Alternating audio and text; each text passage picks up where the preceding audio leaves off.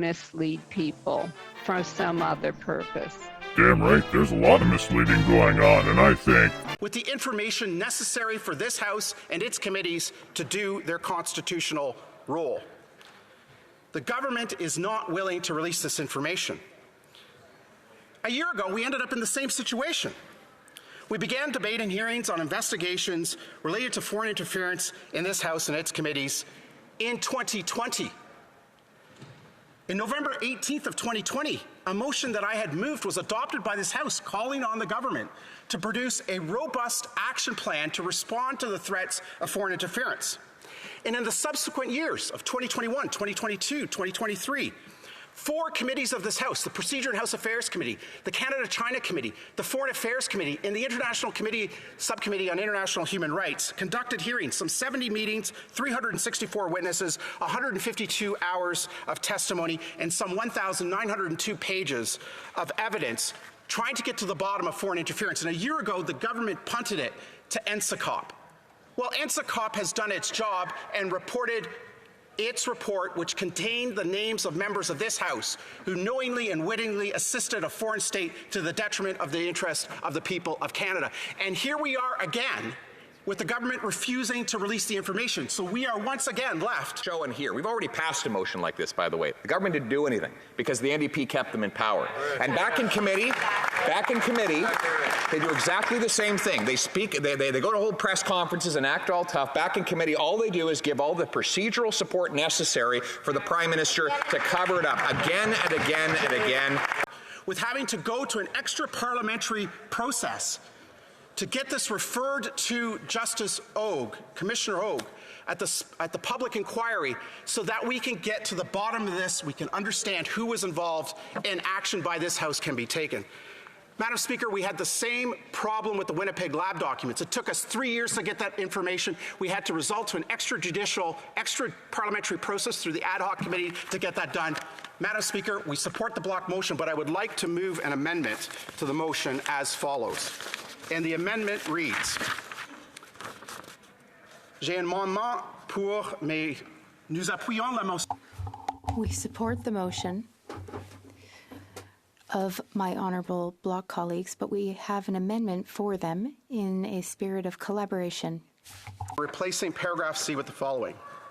C, demand that the government provide the unredacted version of the special report together with all the intelligence documents and testimony which the committee considered to the public inquiry into foreign interference in federal electoral processes and democratic institutions, the Hogue Commission, and that the Hogue Commission's terms of reference be expanded in order, 1, to require the Hogue Commission, A, to assess the statements made at paragraphs 55 and 56, the text box following paragraph 57, and paragraphs 58, 59, 61, 64, 68, and 164 of the special report concerning officials who wittingly assisted, supported, or participated in the efforts of foreign states to interfere in Canadian politics. B, to question the individuals named or referred to in those paragraphs and, out of respect for procedural fairness, to offer those individuals the opportunity to make representations concerning the statements. C, to make findings of fact concerning these statements. And D,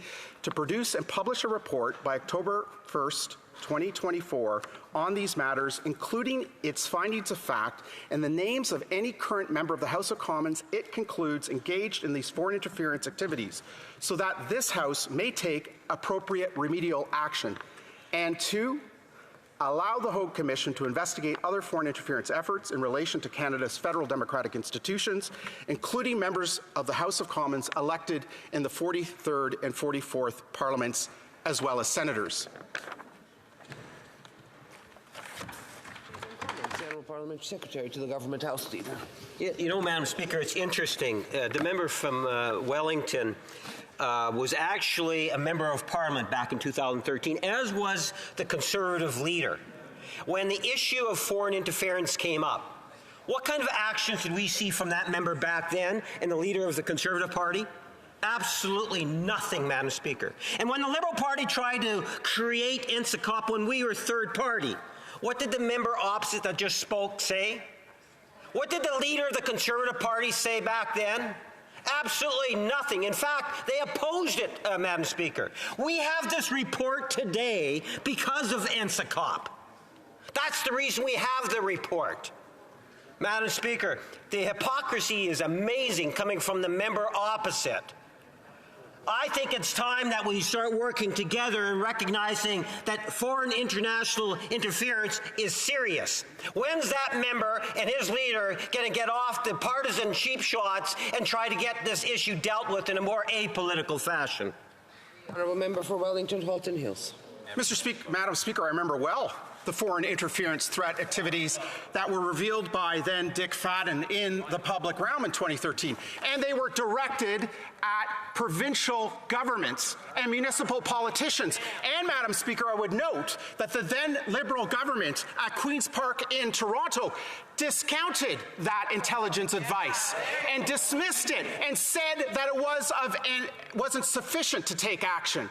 And here we are, some 11 years later, faced with the foreign interference threats now at the federal level. And with respect to NSICOP, the very structure and flaws of the committee have been proved. It is a committee of the government.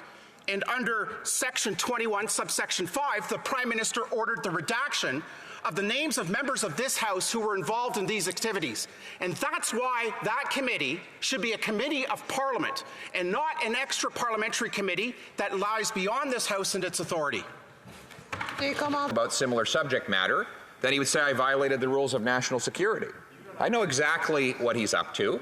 And that is why I will continue to do my job, which is Leader of the Opposition, to hold him accountable. I will not be silenced. This is Canada, and in Canada we have the freedom of expression. Thank you. Questions and comments? Questions and comments. The Honourable Member for Vancouver East. Thank you very much, Madam Speaker, and I want to thank the member for his comments. There is a question in my mind about why we even have to be here to debate this motion. Right now, we have an inquiry on foreign interference.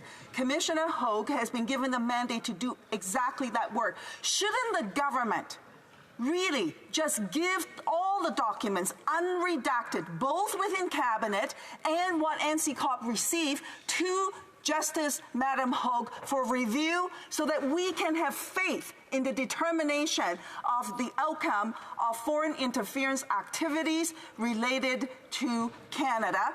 As well, I would absolutely agree that the names of the people that are implicated potentially in this report under the allegation, who wittingly, knowingly, intentionally collaborated and worked with foreign states to undermine Canada's democratic institutions and processes. We should all be on board with that. Would the member like to comment? Member for Wellington Halton Hills. I want to thank my honourable colleague for her question on this. She's done a lot of very good work on this and at the public inquiry. And she rightfully points out something, which is that it has been reported that up to 10% or so of the documents that the government has submitted for the second phase of the inquiry have been redacted, and that other documents have been withheld from the public inquiry. And after reading the NSICOP report of a week ago, I wonder whether or not some of the 4,000 documents and some 33,000 pages in those documents that NSICOP received unredacted, I'm wondering whether or not Justice Hogue had access to all those documents to come to conclusions in her initial report. And my skepticism suggests, Madam Speaker, she does not, and which is why the government should hand over all of those 4,000 documents unredacted that NSICOP received to the public inquiry. Yeah. Questions and comments.